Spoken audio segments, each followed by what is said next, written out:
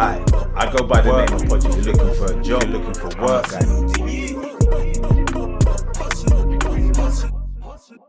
Hi, I go by the name of Podgy Figures, and today we got a special guest. Somebody who believed in themselves, somebody who betted on themselves, somebody that had an idea, then brought it to life. That's the real definition of an entrepreneur. How we doing, Michael? I'm good, mate. Thanks for having me. No, thank you, man. Thank you for coming along. I appreciate you coming here today and sharing your journey for the viewers and myself. So thank you. No worries, man. I love what you do. I think anything that promotes, entrepreneurialism and bettering yourself is all good with me, man. I love it. No, that's good to hear. How's your weekend been? How's your week been? You know what? I've been on a stag do in Dublin, so I'm still recovering. Okay, one of them ones there, yeah. One of them.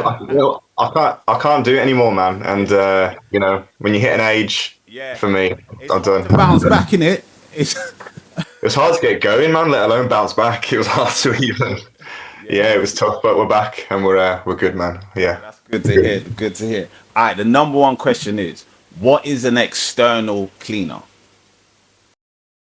Well, there's exterior cleaning is essentially a business or an individual who cleans outdoor surfaces, residential or commercial. Most people do it with residential, so patios, driveways, roofs, windows, gutters, renders. Anything that would improve the look of a building or a property and protect it. That's what an exterior cleaning does. Okay, yeah. So how did you get into exterior cleaning? I had I've worked for myself for probably 6 or 7 years full time. I had a different business, right? A wedding business, a photography and videography business. Okay. I was getting fed up of that, and I wanted something old school, traditional, something laborious, so AI couldn't take in the future. Yeah. And I was on Twitter one day, and I saw a post that said, "Boring businesses make money. Here's the top 10." Yeah, yeah. And I looked at the list, and number one was pool cleaning because it was American, and obviously that wouldn't work in England. Yeah. But number two was pressure washing, and as soon as I saw it, I went, "Bam! That is it. That is what I want to do." So I just thought, yeah, I'm going to go and change industry. I'm going to just dive in the deep end and do it. Bought the kit, did the training. I thought, yeah, let's do it. Let's have the change, and it was a big life change.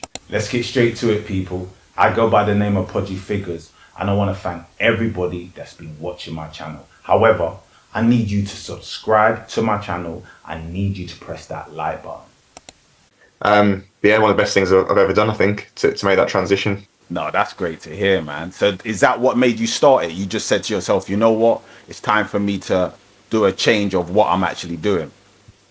I think it's hard. Like, I'm guessing a lot of your listeners have either worked for themselves or have worked for themselves before. And if you're in a business where you're not enjoying it, business can be a lonely place. It can be a stressful place. And I think if you're not seeing the rewards of that, i.e. freedom or money, I think it's time for a change. And when when it's time for a change.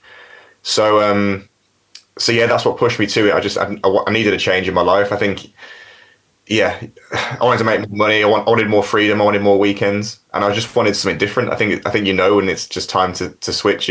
We have this conversation with a lot of people. A lot of people write messages in as well that they want to change and they want their own time and they want a certain level of freedom. A lot of people are kind of scared of making that step or that pivot. What advice would you give to people like that? I think there's a phrase, right, that me and a friend of mine say, and it's, if you want to take the island, you got to burn the boats. Oh, wow. Meaning you have to. Safety nets are great, and it's not as black and white as that. Like, if you got family, if you got kids, if you got responsibilities, I'm not just saying go and quit your job and just go for it and go into debt. Yeah. But there has to be a point where you go, I have to make this jump now, otherwise you're going to wake up in 20 years and you're going to be in exactly the same place. So if you're on the island, burn the boats, burn your backup, and you'll soon realize how to make it work. When people are when you've got no backup and you have to make this work, you just find it in you. You find a way to do it. And I think that's the way that you do it. I remember before I went into self-employment, I had a really nice job and I had a side hustle that was making good money. Okay. I could have comfortably stayed there and had a really great life. Yeah. But I wanted to get rid of the 9 to 5. So one day I went, this has to go, even if it's going to be uncomfortable. So just handed my notice in and go. So you have to make the leap at some point, but I think do it strategically. I'm not saying everyone just quit your jobs now, but there has to be an element of risk in it, and but the reward is worth it if you do it correctly, I think. Yeah, no, that makes sense, man. As I said, there is a lot of people that they got that scared factor. I was talking to a guy yesterday, and I was telling him you was coming on the show, and he asked me to ask you how do you like overcome that fear, and you just answered the question. Sometimes you just got to dive in. You know what I mean? Like, and you'll learn to swim while you're actually moving. You did say it right. Like, be responsible. Obviously, see the situation around you, but you've got to start making those steps to get to there. Yeah, the fear will never go. It's the poison chalice, right? Being an entrepreneur and working for yourself. You know, most people, they do the 9 to 5, which is fine. There's absolutely nothing wrong with that. And they'll leave their work at home on Friday afternoon, and they're not thinking about anything else on Saturday and Sunday. But you know, working for yourself, that fear never goes away. Yeah. Is our sales going to drop? Are my customers going to go? How am I going to do this? How am I going to do that? All the stress, it ends with you. So the fear, I don't think, ever goes away. But it's also, I'd prefer the fear of the business failing than the fear of staying where I am forever. I'd rather that, if that makes sense. Yeah. No, you said you had a 9 to 5. How long was you in your 9 to 5 before you made your pivot situation? Well, I think it was 2017. I was employed I mean, I've always worked, but this was my last job. I was employed in 2017. Started a videography business on the side. And in 2019, I left. So 2 years. So it's 2 years. In those 2 years, did this idea come to your head? Did you always have it? When did it, like, you know what I mean, emerge? It's funny. It's funny. I was always entrepreneurial from a young age, but I chose the safe route. I thought, no, I'm not doing that again. I'm just going to go and be employed for a bit. And a colleague of mine who I'm friends with now said, you should start a videography business. You should do it on the side, make a bit of cash. I went, nah, absolutely not. No way. I'm fine as I am. And then one day, right, I was walking back from the gym, and I had a message off a random guy saying, I've been given your details by someone. I've heard you can do videography. Can you film my event this Saturday? Yeah. And I looked at it and I thought, I'm not doing anything Saturday. Yeah, why not? And I thought, what will it take for me to do it? So he said, how much? And I just went, £500. That's what I just said. I said, 500 quid. Yeah. Thinking he'd never come back. And he went, yeah, perfect. See you Saturday. And I went, whoa. Yeah. I was like, how? I was like, and then I felt a light bulb, and I was like, I've got to go and start a business, because if it's that easy to make £500 extra, imagine if you had 4 or 5 of them a month coming in. I was like, wow. Ran home, set up a website, set up everything, and went bam. Now I'm going to start this side hustle. Now it was that quick. That's good, man. And sometimes, as you say, it just takes one thing to make you say, you know what, let me start veer to that kind of space I'm meant to be in. You said you set up a website. Did you do it by yourself, or did you have a company? Oh yeah, I mean, nothing crazy, just like a plug and play Squarespace website, like a WordPressy kind of website. Yeah, nothing crazy. Yeah, no, but that's all what's needed sometimes, especially when you started out. Just people overcomplicate it. They spend thousands on a website with all these pages and the stories and all this, but it depends on your service. People just want to know who you are, what you do. Can they trust you? That's essentially it, really. Yeah. No need to overcomplicate it. Definitely. Word of mouth definitely helps as well. Yeah, for sure.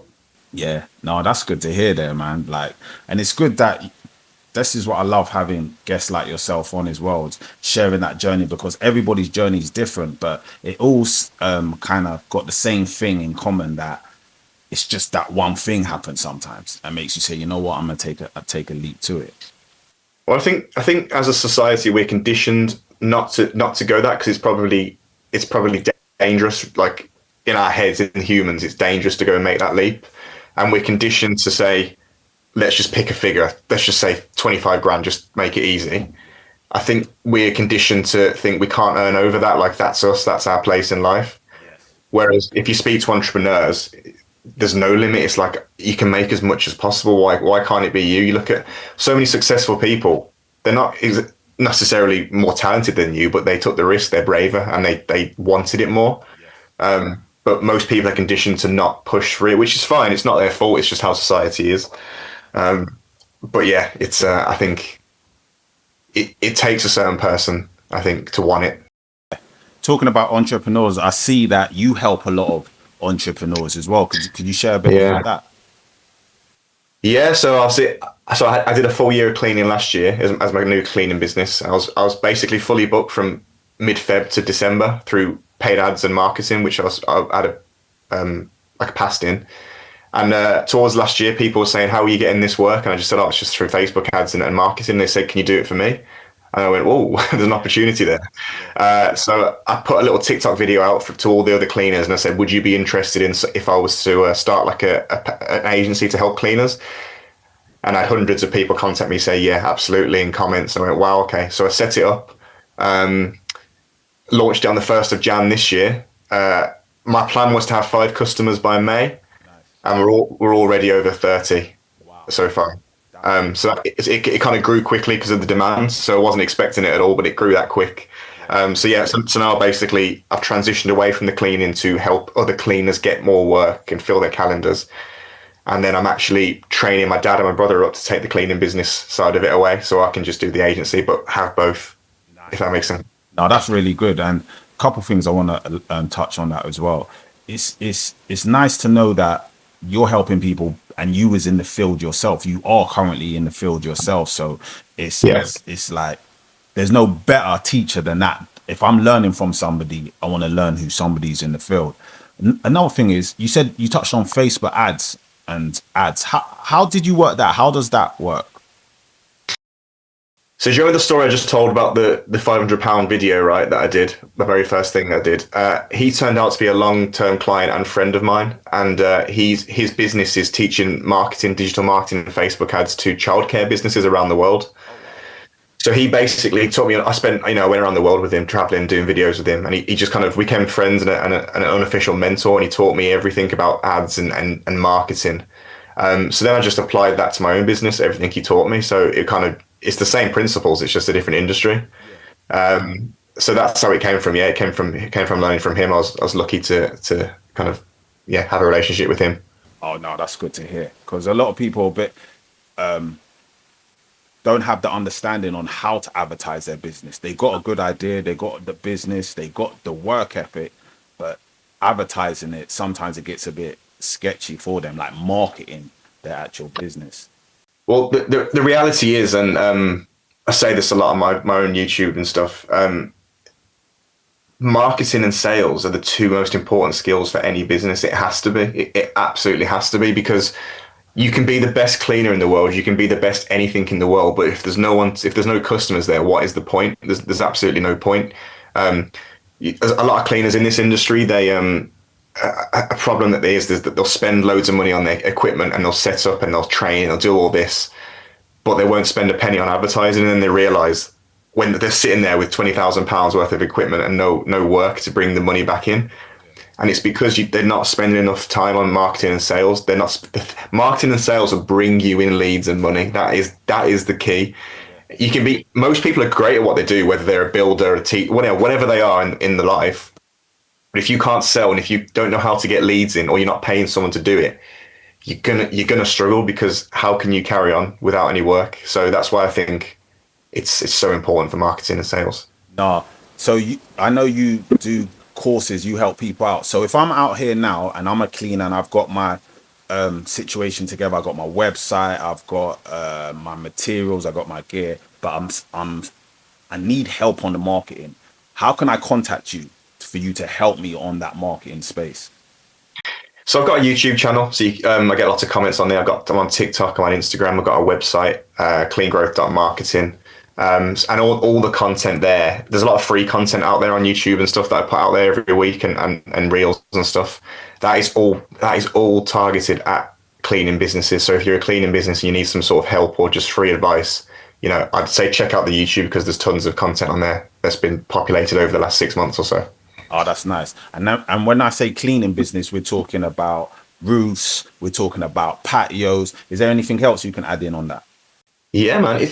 Essentially, it's any service-based business. It's the same principles, whether you're doing tree surgery or you're cleaning a roof, or you're a plumber. It doesn't matter. It's the same principle. It's how can we get people to trust us and inquire about our services. It doesn't matter what service it is. If you're a home service-based business, all of your audience is there. They're all on social media. Yes, there might be some older clientele who aren't on there, but there's other ways to contact them. But it's exactly the same principle. So, yeah, it's tailored at cleaning businesses. But if you're a carpet cleaner, if you're a service-based business of any kind, it's the same principles. And take what I say, because it can help you as well. Let's get straight to it, people. I go by the name of Podgy Figures, and I want to thank everybody that's been watching my channel. However, I need you to subscribe to my channel. I need you to press that like button. If I was to start this business, what kind of materials do I need? Do I need a van? What do I actually need? Yeah, I've put my story out there before, exactly what I did. I started with a really small Citroen Berlingo van that was too small for me. The equipment was popping out of the van. I couldn't shut the doors properly. And I had the pressure washing starter kit. And I just started small and grew. The thing is, right, someone asked me this the other day. They sent me a message and said, can I start a cleaning business out the back of my Vauxhall Corsa? That's what they said to me. Yeah. And I said, yeah, you can. Of course you can. Anything's possible. But how is that going to look? How is that going to look to a customer? Picture yourself, especially roof cleans. Roof cleans are expensive. They're probably £1,000 on the average ticket. Oh, is that the kind of price Yeah, that's what we're talking for roofs. That's what we're talking. Yes, it can go under a couple of £100 under, but it can also go £2-3 grand. Honestly, they're big jobs, a lot of them. So if you personally were to spend £1,000 on a cleaner and he turns up in a Corsa with the kit hanging out the boot, how does that? Alarm bells to me. I might see red flags if yeah, exactly. So in terms of kit, I think if you haven't got the money to start, I don't think you should just start straight away. I think you should try and find a way to build up a bit of money, because you're gonna kill yourself in terms of you're gonna slow your progress down if you're rocking up looking cheap and looking like you're doing out the car as like this one-man band. Like, it's not going to grow, and you're not going to get repeat customers. So there is the kit. You've got to get them pressure washing machine and the lances and the hoses and all of that kind of stuff. But you can get a starter kit for probably. Well, my starter kit was under £3,000, just under 3,000, and it gave you pretty much everything you needed to get going. And in that starter kit, what comes? A hose? What comes with that starter kit? Hoses, yeah, lances, your machine, your petrol pressure washing machine. You need buffer tanks. There's all sorts. You need little things that you need. A flat surface cleaner, but it all comes in one package, and that's the best way to do it. You just get the kit. You can finance it if you can't afford a £3,000-4,000, finance it for like £100 a month. Yeah. You'll make it back. You'll make it back really quickly if you do the right things and market yourself. So it is quite maybe a big expense, but not really, because you can make it back quickly. Yeah, no, that's good to hear, man, because like a lot of people, they need to hear that information, as in, let's get your image, let's get that looking right. Because if you're going to charge a couple £1,000, as you said, if you rock up and you look a bit cowboyish, they might be reluctant to give you the money, because it's like, this don't look right, it might not feel right. Even though you might be able to do the actual job, the presentation does mean a lot. So I'm kind of glad you touched on that. So if you are watching, definitely get the presentation right. Well, cleaning businesses, and I think trades in general, although pressure wash isn't a trade, it's certainly going in that category soon. Yeah. And I think overall, not stereotyping or saying it anyone, but we have a bad rep in terms of cowboys turning up late, wasting time on jobs. This is whether we like it or not. This is what people think. This is the perception people have.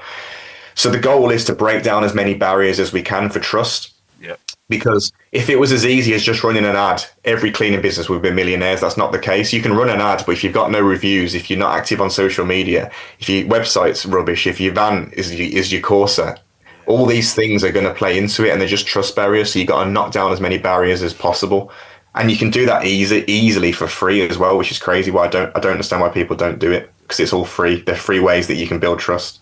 No, that's good to hear. That's definitely good to hear. We touched a bit on finances. You said the roof, you can get a job between £800 £1,000. What kind of money could I make a week in this type of business? Well, for roof cleaning, like you just said, £1,000 a roof, give or take a couple of hundred. Wow. You could probably do 3 of them a week. Wow. one-man band, that's very tough, but you easily could. Yeah. I've got guys on my books doing £30,000 months on one end of the scale. I've also got I've got lads who are doing maybe 3, 5, 6 grand. So there's two, they're extremes, but Yeah. if you got £800,000 roof, 3 of them a week, or driveway and patios, £250 a driveway, you could probably do 5, 6, 7, 8 a week. Yes. You can do the math. The math is you can make a lot of money if you do it right. But I think the danger is, yes, you can make lots of money, but people see, and I could be a cause of this because I have a cleaning channel. Maybe the channels, I try and be as transparent as possible and tell people the truth, but people see these cleaners earning loads of money and getting thousands and millions of views, and they think, oh, I can do that and I'm automatically going to make 10, £20,000 a month. It's not the case. Yes, you can, but there's so many factors that go into it. But sorry, that was a long answer. But yes, you can make good money each week. No, I'm glad you broke it down like that, because there is people that are watching, especially myself, like to hear that information, that those are the kind of numbers you can make. So that's inspirational at the same time. So no, that's good to hear. There's nothing stopping you. Like if you had a van and a full kitted out van mount system, you could bash out 3 driveways a day easy at probably $250 a driveway. And why can't you go and do that 6 days a week if you want to? Yeah. There's nothing stopping you at all. Is this kind of work, is it seasonal, or is there certain seasons where it's more popular? Is it certain seasons where it quiets down? What's the ratio? How does it work? So pressure washing, and by pressure washing I mean driveways and patio cleaning, is probably mid to end of February up until September. And then it's gone. You won't come back unless you've got really, really desperate customers who need it cleaning right now, or commercial.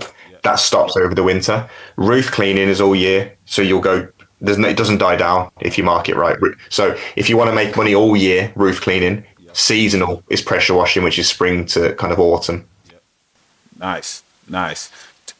That's good to hear as well, because there's some people that they like that little time off as well. Sometimes to say, you know what, I'll do it from February till September, then I'll have a little break, go away, you know what I mean, and then come back refreshed. And then you're saying you could do roofs all year round, do you know what I mean, as well. So having that option as well is a good thing. It depends what you want from this. It can easily be a lifestyle business that just pays you weekend money, or it could be something where you go and have 5, 6 vans on the road and you make it £1 million business. It's whatever you want from it, really.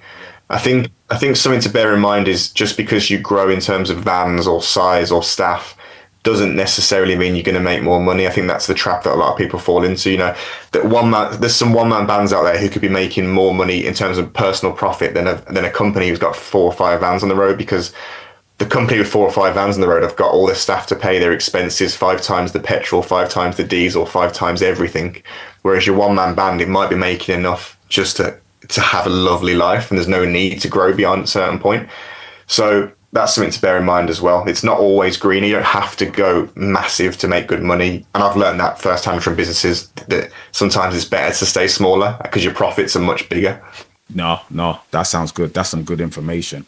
Another thing that people want to know as well, how long does it take to start making a profit in this business? I was profitable in 6 weeks. Wow. Yeah. Wow, that's big. Reason why that's big, because a lot of like businesses, especially when you're starting out, people tell you 2 years, 3 years. You're talking 6 weeks. There's nothing stopping it being a day. And what I mean by that is, let's just say it's the 15th of April today. Let's say if I delivered all of the kit to you right now in your studio in a van, and I gave you everything you needed, there's nothing stopping you going tomorrow, knocking 200 houses, knocking 200 doors and saying, do you need a patio clean? It only takes 1 to say yes, 2 to say yes. That is technically going into profit then. If you're making more than what it costs you a day, then you could theoretically make money in day 1. Absolutely. There's nothing stopping you. Once you've got everything you need, the work is out there. Cash flow is amazing in this business. Cash flow is absolutely amazing. Like if let's just say you gave me, I don't know, £500 today.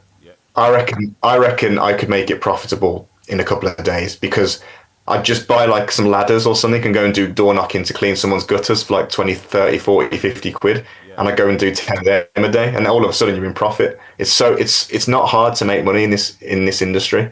I think people overcomplicate it. Yeah, No, I'm glad you just said that as well, man, because you simplified it as well. And he's, as he just said, knock people's doors. So you can knock your next door neighbor's door, and you could start on your road where people actually know you.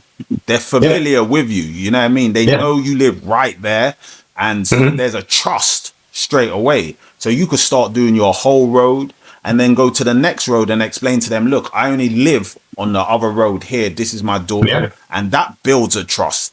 You know what I mean? Yeah. So even if they don't necessarily use you, they might recommend you and say, there's a guy on our road or guy road down that actually does these jobs. So yeah, I like that formula.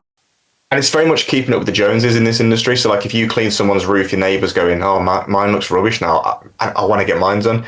And quite often, when you do a job, the neighbours will book. That's very, very common. Like, I did a roof. I did a roof last September. I ended up doing 6 roofs on the road, so all the neighbours booked. And it's the same with I've done patios where on a cul-de-sac, I put a video out. There was 4 neighbours booked, so I did all their drives in one day. Because that's what happens. People see it's very visual. You see, you hear the machine, you see the mud going everywhere, you see the transformation. All the neighbours are peeping out the curtains and looking. Yeah. It's free marketing. People love to. People will watch you, and yeah, like I said, you could easily go your road, your neighbour's road, keep going, family and friends roads, and all of a sudden you're in profit very, very quickly. That's what I mean. It could be a day, literally. That's maybe extreme, but the principle is there. You can make money in day one. Absolutely. Why not? No, that's great. That's great information, and that's great to know as well. Like, to even somebody to watch to say, you know what, I could do this in a day to 6 weeks, make back into the profit margin. Like, that's what I really respect about this business. Another side note, somebody's been asking me about when I spoke to them, a businessman who knew you was coming on the show. He said, how does it work if you're in a relationship, for instance, and you're trying to build this business and it's going to take a lot of your time? How do you balance something like that? Yeah, it's tough. I think you've got to have an understanding partner, and if you're not on the same wavelength, there's going to be issues somewhere. I've been very lucky. My wife has been with me from the start, pretty much. So back in the day when I said I had the job and I had the side hustle and I was earning two figures, I'd come home from a 9 to 5 and I'd go and work 5 till 8. It was tough, and you've got to just do that, I think. But she understood. She saw your vision. It was. Yeah, absolutely. She's been amazing. I think you have to be. Sometimes it's stressful. I've missed not huge family occasions. I wouldn't miss like weddings or something, but I've definitely missed occasions where, especially in the wedding industry, where I've been busy a lot of weekends, where a lot of people are breaking up on Friday and thinking, right, let's all get together. I often wasn't. And there's also, I personally have risked, savings, like joint savings. So it's some of her money as well. Oh, nice. Okay. Touch on that as well, because that's a lot of things that relationships, like people have joint savings. And then if you're going to do a venture, you might use those savings. Yeah, absolutely. That trust for them to actually believe in you to do that. I think if you can see what the potential is and you can see the outcome, and it's kind of like where I'm at now is the most I've earned ever, I think, and it's kind of where the peak of where I've been trying to get to since 6, 7, 8 years. You can see the progression is it's not linear, but it's great. You can see each year getting closer and closer to where you want to go. And I just said, look, I'm going to need to eat into the savings because I need a few months off here to build this. But when I build it, we're going to be really thankful that it happened. Yeah, I can kind of get the money back. Yeah, but she could have gone, don't be silly, we're not doing that, and that would have been fine. That's not her. That wouldn't have been her. That's probably the normal response. But we did it, and then it's paid off because I could see where it was going. There has to be a lot of trust there for sure. But I think I would never have done it if I knew it wouldn't benefit us. I'd never just risk it for just why not. But I knew it would benefit us. You was calculated. You saw how this could grow. Well, I think because we have plans to like move away and move out of where we're from, and so I need you need something remote. And if you don't start building it, when is that going to happen? It's not just one day you're not going to go, oh, I've got a remote business where I can do it from anywhere. You have to build. You have to take the step and build it. So it had to happen for us to be where we want to be. But I'm so glad that I did. No, that's great to hear. Another thing I wanted to ask you, does the prices change in the part of town you're in? In London, do the prices change to up north? Do prices change? Yeah, I guess so. I guess so. Yeah, there's definitely there's areas in the UK that you'd struggle to sell £1,000 roof clean. Yeah. There's areas in the UK that £1,000 would only get you a quarter of the house because they're so big, they're massive houses. Okay. So it does vary, not dramatically, but yes, some people. I mean, there's obviously the south and north divide in the country. I think we know that anyway. Yes. So there's much more affluent properties down south, but there's also very affluent areas up the north. There's areas like Cheshire, certain areas, even areas in the Midlands where I'm from are very affluent areas where you can charge more. So it's more neighbourhood to neighbourhood than town to town, really. Oh no, that's great. So you're based in the Midlands yourself. Yeah, I'm in Birmingham. Nice, nice, nice. Shout out to everybody out in Birmingham. But yeah, nah, I thank you for coming on today, man. I really appreciate this as well. Not just sharing your journey, but giving out gems and insights on how to actually go about this business. Like that means a lot. And even you sharing that you was in a 9 to 5 and you had a hustle on the weekend as well, and then you pivoted as well. So like that means a lot. It's because somebody's watching this. Sometimes that's all they need. They just need to see that, like, okay, this can be done. Well, your content, I think, is great because there's going to be, I mean, it's already happening. There is going to be a huge shift soon. And that's not being a conspiracy theorist, it's the reality. AI is coming, the world is changing. There are going to be more people wanting to work for themselves and do side hustles or be entrepreneurial because that is the way that life is going. A lot of jobs will be made redundant because that's just how it is. That we can see it is coming a mile off. So I think people are going to be looking at more of your content and people like you and me and whoever and thinking I can do that. I mean, that's why so many people are entering the exterior cleaning industry. There's probably about 1,000 companies a year starting up in the UK at the minute. And that's just one industry. So you can see the intent from people. So I think if we can, or you can help as many people as possible to get there, I think that's great.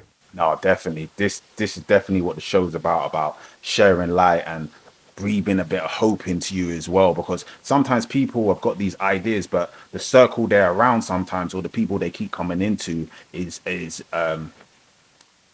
they might doubt their ideas. So them Yeah. watching this, it's almost like a friend, like say, you know what, I'm gonna take that step forward, man. So I do appreciate it, You, man. you're the sum of the closest 5 people, right? So if you're the 5 people, the other 4 people are negative and saying don't do it, then you're not going to do it. So surround yourself with Yeah. people who inspire you. Yeah, no, I appreciate that. I think we should end on that one, man. Yeah, man, sounds good. Around people that inspire you. That's big. That's big. Thank you, Michael, for coming today, man. As I said, man, appreciate you there. No worries, man. Thanks for having me. See you soon. Let's get straight to it, people. I go by the name of Podgy Figures, and I want to thank everybody that's been watching my channel. However, I need you to subscribe to my channel. I need you to press that like button.